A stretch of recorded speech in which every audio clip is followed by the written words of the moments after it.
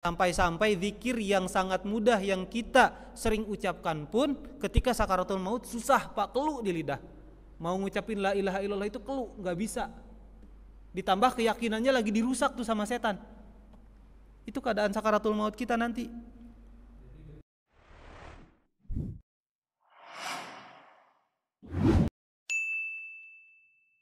Sesuatu yang pasti terjadi digambarkan oleh Al-Quran, waktunya sebentar lagi.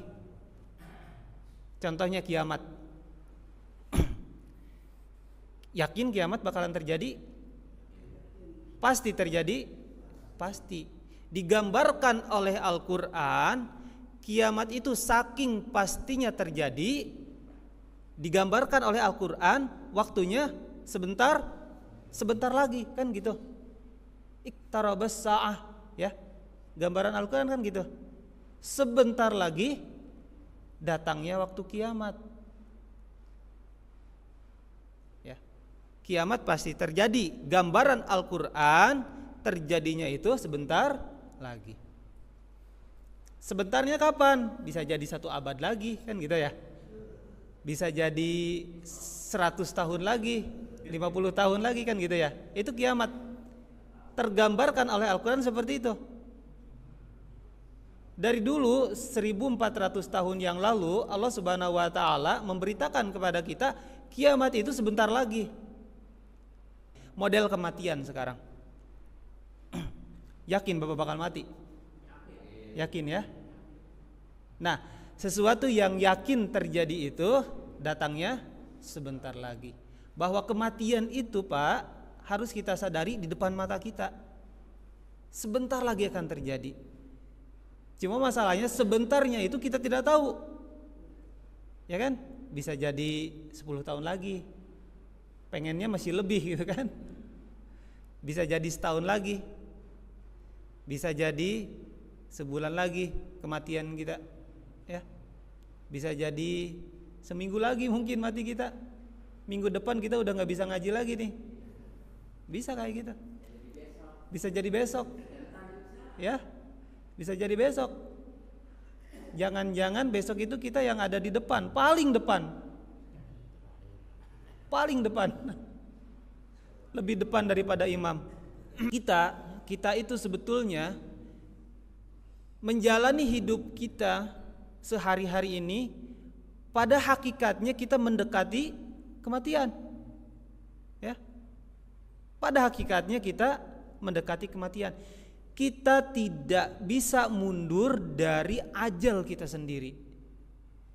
Kita gak boleh, peraturan dalam kehidupan kita gak boleh mundur dari waktu kematian kita yang sudah ditetapkan. Gak boleh misalkan waktu kematian kita di sini. Kita ada di sini nih, kita lagi berjalan. Peraturannya kita gak boleh mundur dan terus kita berjalan. Hari-hari yang kita lalui sebetulnya sedang mendekati ajal kita, waktu terakhir kita. Makanya dari itu ada sebuah pepatah yang mengatakan bahwa sangat-sangat rugi orang yang hari ini kelakuannya masih sama dengan hari kemarin. Rugi itu orang. Apalagi orang yang hari ini lebih buruk daripada hari kemarin. Orang yang sama hari ini dengan hari kemarin aja rugi. Apalagi orang yang buruk. Orang yang lebih buruk hidupnya hari ini dibandingkan hari kemarin, itu orang terlaknat.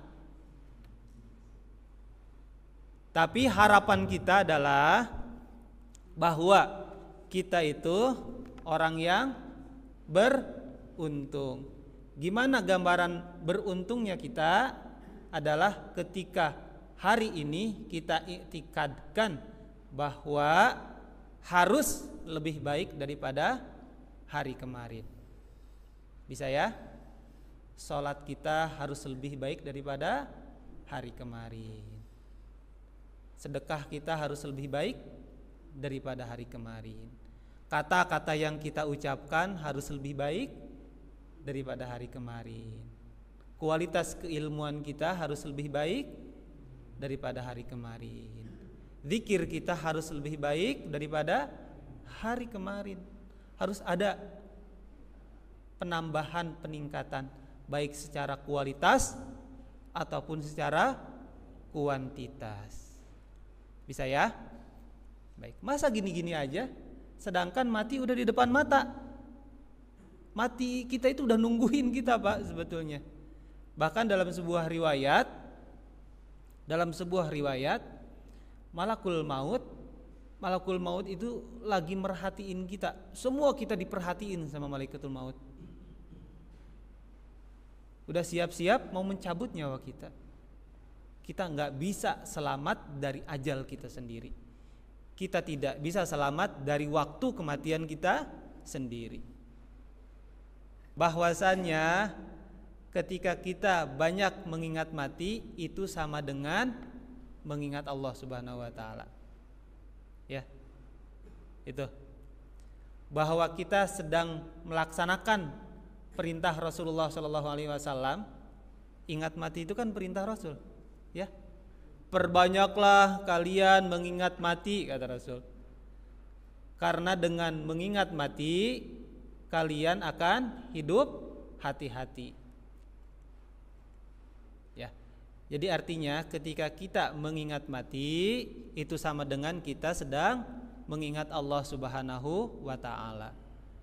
Karena pada sejatinya ketika kita mengingat mati artinya pasti apa yang akan kita kerjakan adalah sesuatu yang paling baik. Kemarin kita sudah disinggung, bagi orang yang sering mengingat mati, dia akan mendapatkan 3 kemuliaan. Kemuliaan yang pertama adalah dia akan bersegera taubat. Orang yang mengingat mati, kemuliaan yang pertama adalah bersegera dalam bertaubat. Yang kedua, orang yang mengingat mati itu akan qanaah. Apa itu qanaah? Menerima dengan puas semua yang Allah berikan kepada kita. Apapun yang kita terima dalam hidup ini, kita terima dengan puas. Itu qanaah. Itu orang yang mengingat mati, pasti hatinya itu qanaah, menerima apa adanya, nah, gitu ya. Meskipun kaya ya saya terima aja, nggak apa-apa, nah, gitu ya. Meskipun hidup senang ya saya terima, saya puaslah dengan kehidupan saya, nah, itu qanaah. Meskipun ya saya apa adanya seperti ini ya saya terima, karena ini dari Allah Subhanahu wa taala. Orang yang mengingat mati pasti qanaah. Yang ketiga, orang yang mengingat mati itu pasti dia dalam hidupnya selalu yang diprioritaskan itu adalah apa yang Allah suka. Artinya muncul dalam dirinya semangat dalam beribadah. Itu sudah menjadi kepastian orang yang mengingat mati. Cuma masalahnya buat kita susah banget ingat mati. Benar gak? Susah. Meskipun mati itu pasti, tapi susah buat kita bahwa ingat mati itu akan membuat kita berbuat yang terbaik. Itu perlu kita sadari. Perlu kita sadari sesuatu yang pasti terjadi, sesuatu yang sudah ada di depan mata, sesuatu yang mana kita menuju kepadanya, kita masih saja tidak ada perubahan dalam hidup kita. Ya. Kenapa demikian? Yang menghalangi kita merasakan nikmatnya mengingat kematian adalah hawa nafsu. Selalu hawa nafsu tuh. Halangan yang paling pertama kita itu. Kita dihalangi oleh hawa nafsu sehingga kita tidak bisa merasakan nikmatnya mengingat mati. Maka dari itu tundukin dulu hawa nafsu kita. Gitu ya. Baik. Kemarin juga sudah disinggung bahwa mengingat mati itu akan membuat kita zuhud. Zuhud itu memprioritaskan akhirat daripada dunia, mengutamakan akhirat daripada dunia. Bukan tidak memakai dunia, tapi menjalani kehidupan dunia itu sebagai fasilitas dari Allah Subhanahu wa taala untuk menggapai surganya. Ya, kan dalam surat Al-Qasas ayat 77 kita diingatkan oleh Allah. Apa kata Allah? A'udzubillahi minasyaitonirrajim. Wabtaghi fima ataqallahu daral akhirah. Dan carilah olehmu dengan sesuatu yang sudah Allah berikan kepadamu negeri akhirat. Makna lainnya adalah carilah surga di akhirat dengan sesuatu yang Allah berikan kepadamu di dunia. Kalau kita di dunia saat ini sedang diberikan orang tua yang harus kita mengurusnya, carilah surga itu di orang tua. Jika kita oleh Allah Subhanahu wa taala diberikan harta di dunia ini, carilah surga akhirat itu di harta yang dikasih oleh Allah itu. Ya.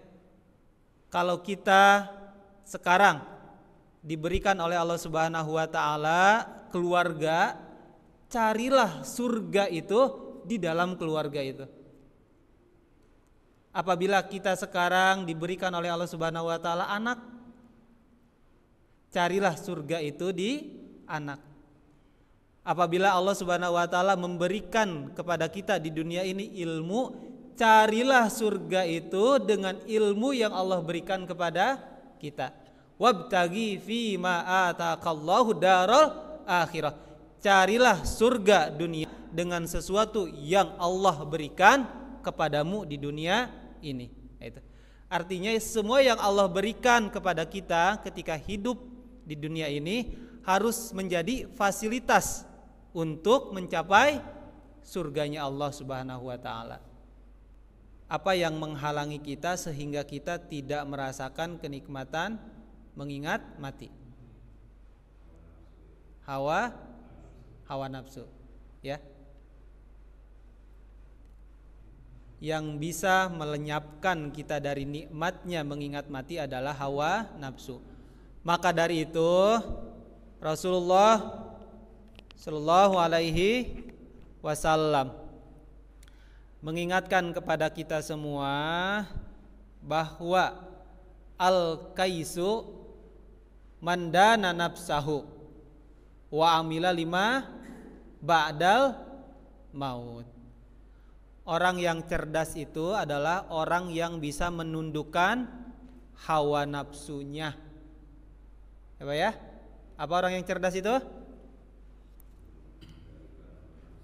Orang yang bisa mengendalikan hawa nafsu. Al-kayyisu mandana nafsahu. Orang yang cerdas itu adalah orang yang bisa mengendalikan hawa nafsu. Hawa nafsu itu gini Pak, kayak yang baik padahal akibat yang ditimbulkan membuat kerusakan yang luar biasa. Betapa banyak sekarang orang-orang yang ada di penjara gara-gara hawa nafsu. Benar gak? Betapa banyak sekarang yang hancur hidupnya karena pada awalnya dia memperturuti hawa nafsu. Dalam keadaan demikian berarti dia dikendalikan oleh nafsunya sendiri, bukan dia yang mengendalikan hawa nafsu. Semua sumber kejahatan ternyata timbulnya dari hawa nafsu. Coba lihat yang korupsi, gara-gara apa? Hawa nafsu. Yang zina, gara-gara apa Pak? Hawa nafsu. Yang gak bisa bangun subuh, gara-gara apa itu kira-kira? Gara-gara males. Males timbulnya dari hawa nafsu. Jangan sedikit-sedikit nyalahin setan. Ini saya malas ibadah gara-gara setan. Kata setan, gua lagi disalahin. Udah mah gua salah gitu, disalahin terus. Tapi kan selamanya hawa nafsu itu tidak buruk, Ustaz. Betul. Contohnya kan dia lahir nafsu mutmainnah. Betul. Iya. Jadi kita tidak sepenuhnya hawa nafsu itu buruk kan? Baik sekali nih. Kata Pak Maskuri, tidak semua hawa nafsu buruk, tapi ada hawa nafsu yang baik. Ini konsepnya gitu. Kita bisa ketemu konsepnya nih. Bagaimana hawa nafsu yang baik, seperti apa hawa nafsu yang buruk. Apabila kita sudah dikendalikan oleh hawa nafsu, sudah barang tentu kita akan menjadi pribadi yang buruk. Ya, ingat semua kejahatan karena timbul dari hawa nafsu. Dari setan bukan. Setan cuma bisikin doang, Pak. Cuma bisikin doang. Yang lakuin kita sendiri kok. Setan cuma bisikin doang. Korupsi. Kita yang eksekusi. Kata setan zina. Bukan setannya yang zina. Siapa yang zina? Ya orang yang dibisikinya, yang tidak bisa mengendalikan hawa nafsu. Orang menjadi buruk karena dia dikendalikan oleh hawa nafsu. Tapi hawa nafsu itu akan menjadi baik kalau dia dikendalikan oleh kita. Maka ujung-ujungnya si hawa nafsu ini menjadi nafsul mutmainnah. Nafsu yang terkendali, nafsu yang tenang. Kuda, Bapak tahu kuda? Tahu kuda? Kalau kuda bisa kita kendalikan, kira-kira kuda itu jinak atau tidak? Begitupun hawa nafsu. Kalau kita bisa mengendalikan hawa nafsu itu jadi jinak. Jadilah nafsul mutmainnah, nafsu yang tenang. Masukkan ke hadis yang tadi, kata Nabi SAW, al-kaisu mandana nafsahu. Orang yang cerdas itu adalah orang yang bisa mengendalikan hawa nafsu. Ujung-ujungnya nafsu yang kita punya nafsul mutmainnah. Ya. Orang yang bisa mengendalikan hawa nafsu pasti hidupnya baik. Pasti hidupnya baik. Enggak korupsi. Naudzubillah enggak zina. Gak bakalan ngomongin keburukan orang lain, ya, gak bakalan melakukan dosa yang merugikan dia. Dan nanti di akhir hidupnya, Pak, nih saya kasih gambaran kepada bapak-bapak, kasih bocoran. Hidup kita pengen enak hidup kita, Pak. Akhir hidup kita nanti ketika sakaratul mautnya ingin mudah. Mau mudah, mau? Nanti di kitab ini, Pak, digambarkan ya, Pak ya. Begitu luar biasa huru-hara sakaratul maut. Kalau ada sakit dalam diri kita yang kita rasakan di dunia ini, sakit apalah itu, sakit kepala, sakit pernah kecelakaan misalkan, sakit apapun yang kita rasakan di dunia ini, belum sebanding daripada apa yang nanti akan kita rasakan ketika sakaratul maut, Pak. Sakaratul maut itu adalah kepayahan, kesakitan di atas kesakitan. Puncaknya kesakitan itu adalah ketika kita sakaratul maut.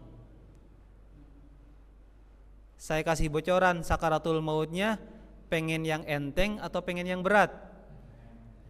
Pengen yang ringan. Kendalikan hawa nafsu, Bapak-bapak. Kendalikan hawa nafsu, Bapak-bapak. Sampai nafsu itu pada level mutmainnah, pada level terkontrol, pada level yang tenang. Dan nanti, Pak, ini saya nggak ngada-ngada, ini ada dalam keterangan hadisnya, bahwa orang yang sakaratul maut, tapi orang ini adalah orang yang bisa mengendalikan hawa nafsu, nanti dibisikin ketika kita saat ajal kita terakhir kita itu tuh. Nanti pas kita sakaratul maut dibisikin, ada yang ngebisikin malaikat, Pak. Surat Al-Fajr. Surat Al-Fajr itu adalah bisikan malaikat kepada orang-orang yang bisa mengendalikan hawa nafsunya. Apa bisikannya? Ya ayyatuhan nafsul mutmainnah. Wahai jiwa-jiwa yang tenang. Irji'i ila rabbiki radiyatan mardiyah. Kembalilah kepada Tuhanmu yuk, kata malaikat, dengan puas hati dan diridhoi. Kata Allah Subhanahu wa taala melalui malaikat itu, fadkhuli fi ibadi. Masuklah ke dalam golongan hamba-hambaku, wadkhuli jannati. Dan masuklah engkau wahai pemilik jiwa yang tenang ke dalam surgaku. Nanti sudah pasti orang yang selalu bisa mengendalikan hawa nafsunya ketika sakaratul maut ada bisikan seperti itu.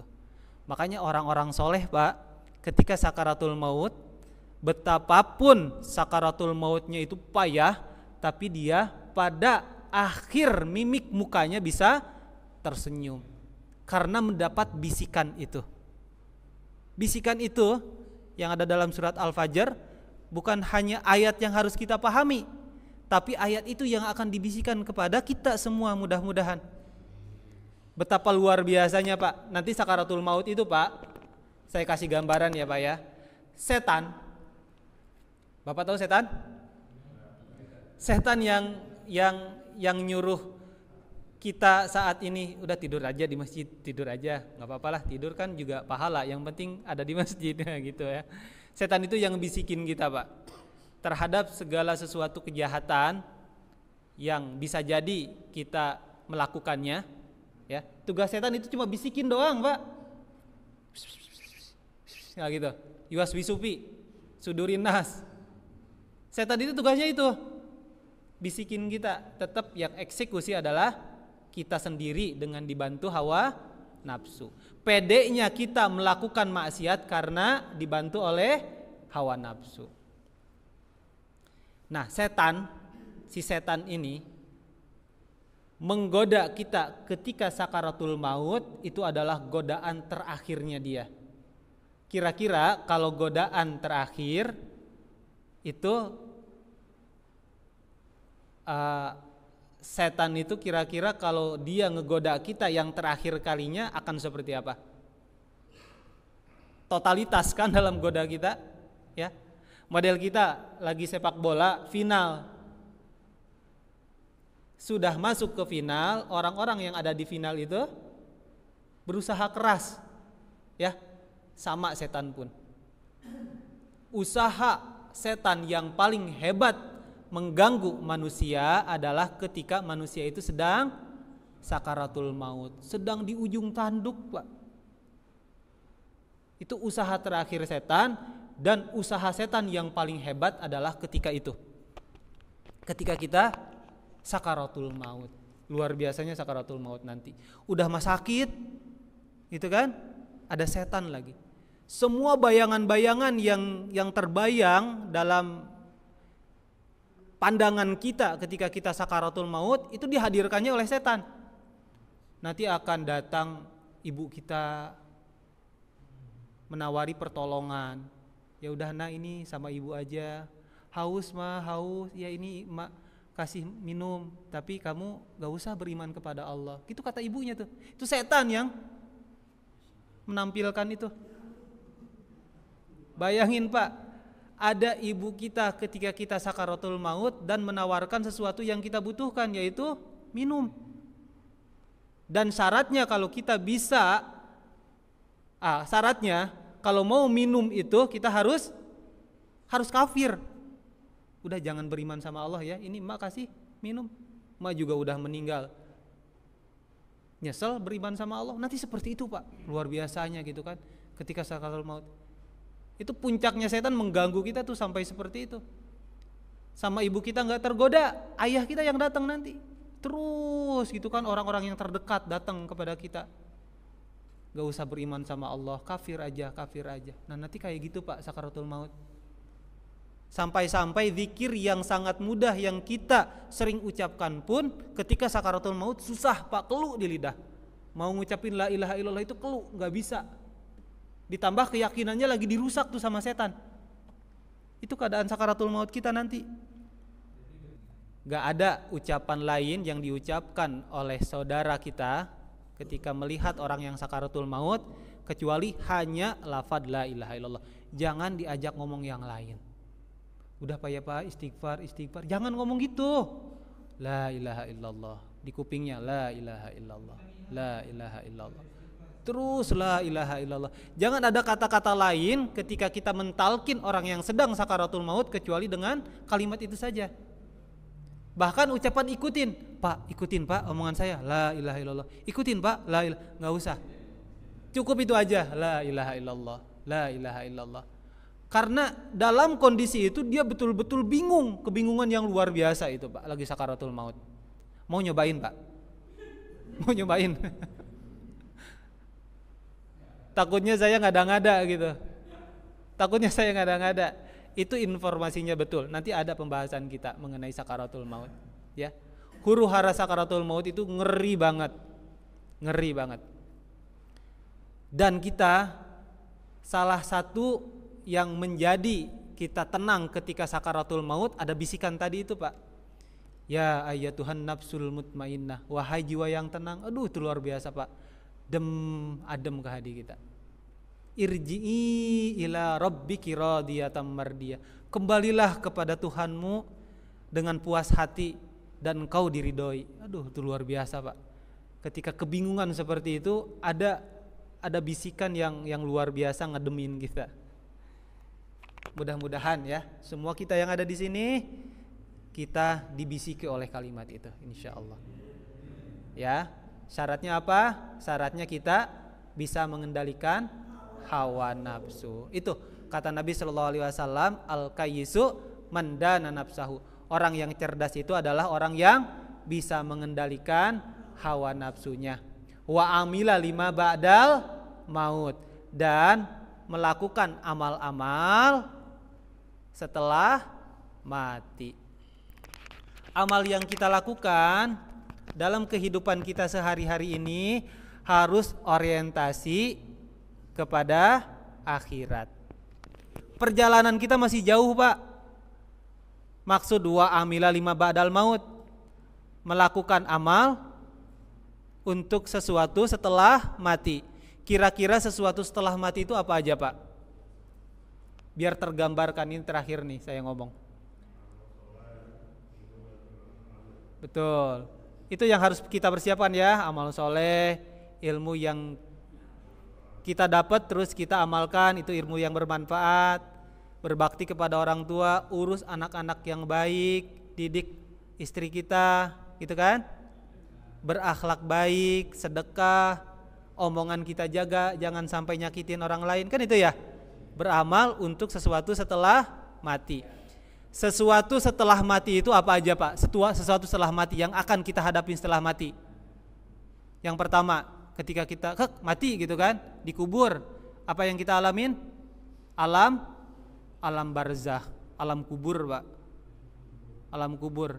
Bahwa luasnya alam barzah itu adalah perbandingannya seperti luasnya rahim dengan dunia. Ya, luasnya alam barzah kita nanti yang kita alamin tuh, luasnya, besarnya seperti halnya luasnya dunia dibandingkan alam rahim. Ketika kita di rahim ibu kita lega apa? Ketika kita di dalam rahim ibu kita Pak, sempit kan? Sempit. Kadang gerak aja bisa muter-muter kan gitu, sempit, saking sempitnya. Ketika kita dilahirkan ke dunia, itu kita mendapati alam yang lebih luas daripada alam yang kita alamin tadi, yaitu di rahim ibu. Nah begitupun di alam barzah. Di alam barzah itu luas alam barzah itu seperti halnya perbandingan antara dunia dan alam rahim. Dunia ini sebetulnya nanti ketika kita sudah ada di alam barzah nih Pak, akan kita sadarin bahwa dunia itu sangat sempit. Alam barzah itu luas banget. Alam barzah sangat luas. Nah itu 5 ba'dal maut, dan kita mempersiapkan amal-amal untuk sesuatu setelah mati. Setelah alam barzah apa yang akan kita lewatin Pak? Kehancuran alam semesta. Alam semesta hancur ini, sehancur-hancurnya. Setelah hancurnya alam semesta, apa yang akan kita alamin? Dibangkitkan. Kita dibangkitkan nanti Pak. Keadaan kebangkitan kita itu tergantung amal kita sendiri. Ya, coba bayangkan kalau amal kita biasa-biasa aja, apa yang akan kita alami ketika alam kebangkitan itu? Kita dibangkitkan nanti. Setelah dibangkitkan, alam mahsyar. Alam mahsyar dikumpulin tuh semua orang dari zaman Nabi Adam sampai orang yang terakhir meninggal, umat Nabi SAW dikumpulin nanti di alam mahsyar. Menurut satu riwayat alam mahsyar itu adanya di, sekarang lagi direbutin nih, Baitul Maqdis. Ya, setelah alam mahsyar apa yang kita alamin? Syafaat. Syafaat ini bisa dari anak kita yang sering menghafal Al-Quran, dari istri kita, dari orang-orang terdekat kita. Dan syafaat yang paling besar adalah syafaat dari Nabi SAW. Setelah syafaat apa? Hisab Pak. Amal-amal kita, baik amal baik ataupun amal buruk, akan dihisab oleh Allah Subhanahu wa taala. Diperhitungkan, ini kamu pernah melakukan amal ini, pahalanya segini. Kamu pernah melakukan amal jelek ini siksaannya. Itu hisab nanti. Setelah hisab, kita tahu nanti hisab-hisab itu ada dalam buku catatan amal kita. Baik buruknya kita tergantung nanti cara kita menerima buku amalan itu. Kalau kita nerimanya dari depan dan oleh tangan kanan, berarti kita orang yang, kalau kita ngambilnya dari belakang oleh tangan kiri, berarti nanti keadaan kita itu sudah barang tentu buruk. Model kita Pak, ngambil rapot tapi isi rapot itu nilainya merah semua. Kira-kira kita mau nggak nerima rapot itu? Ya paling ngambilnya gini gitu kan. Itu nanti ya pembagian buku catatan amal. Terus setelah pembagian buku catatan amal ada mizan. Mizan itu ditimbang amal kita. Oh ini sholatnya segini, ini zakatnya segini, sedekahnya segini, ngomong lanturnya segini, ngomong baiknya segini. Nanti di mizan. Setelah ada mizan, baru kita ada telaga Kautsar.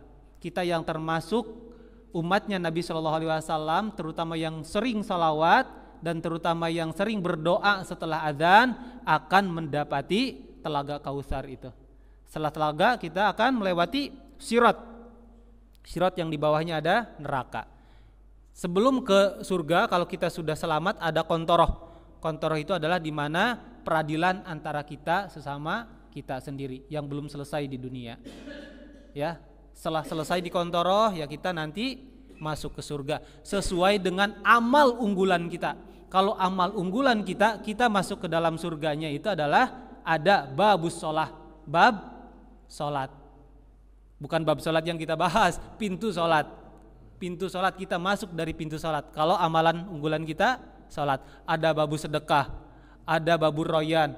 Nanti tergantung amalan unggulan kita. Semua kita ini punya amal unggulan, dan kita akan masuk ke surga insya Allah dari pintu yang mana pintu itu adalah pintu amalan kita yang sering kita amalkan di dunia insya Allah ya. Baik Bapak-Bapak, kiranya itu saja yang bisa saya sampaikan. Sudah 5:30. Kalau sudah tidak ada pertanyaan kita tutup.